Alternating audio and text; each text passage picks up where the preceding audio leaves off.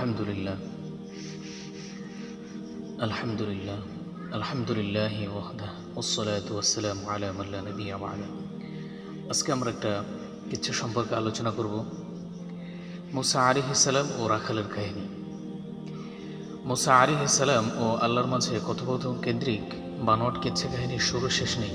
তেমনি একটি কিচ্ছা কোনো কোনো অসতর্ক বক্তাকে বলতে শোনা যায়।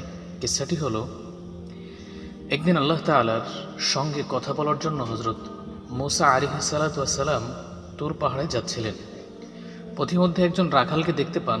রাখাল কেঁদে কেঁদে আল্লাহ তাআলাকে ডেকে ডেকে বলতেছিলেন, ওগো আমার মাওলা, আমি যদি তোমাকে পাইতাম তবে সাবান দিয়ে গোসল করাইয়া দিতাম, মাথার চুল আছড়াইয়া দিতাম, তোমার চোখে সুরমা লাগাই দিতাম, বকরির দুধ দহন করে তোমাকে পান করাইতাম, ইত্যাদি ইত্যাদি।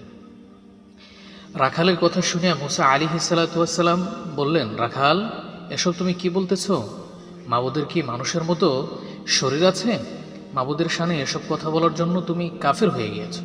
তুমি এখনই তওবা করো, নচেত তোমার উপায় নেই। হযরত মুসা আলাইহিস সালামের এই কথা শুনিয়া রাখালের ধ্যান ছুটিয়া যায়। চক্ষু মেলিয়া মুসা আলাইহিস সালামকে দেখিয়া ভয় পাইয়া সে দৌড়াইয়া জঙ্গলে চলিয়া যায়। তখন আল্লাহ তাআলার পক্ষ হইতে মুসা আলাইহিস সালামের কাছে ওহী আসে।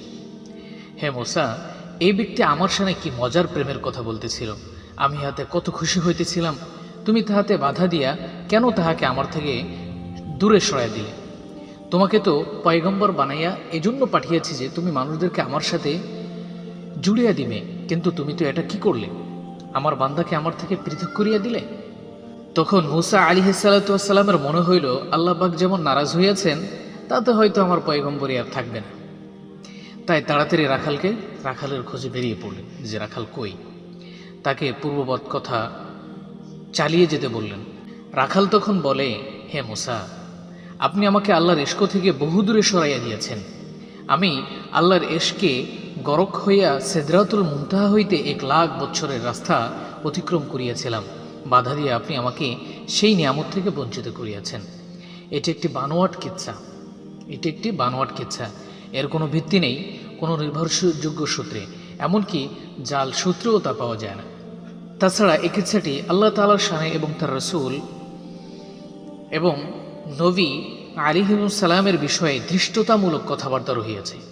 সুতরাং তা একটি মুনকার ও আপত্তিকর কিচ্ছা, এটি বলা ও প্রচার করা অন্যায়।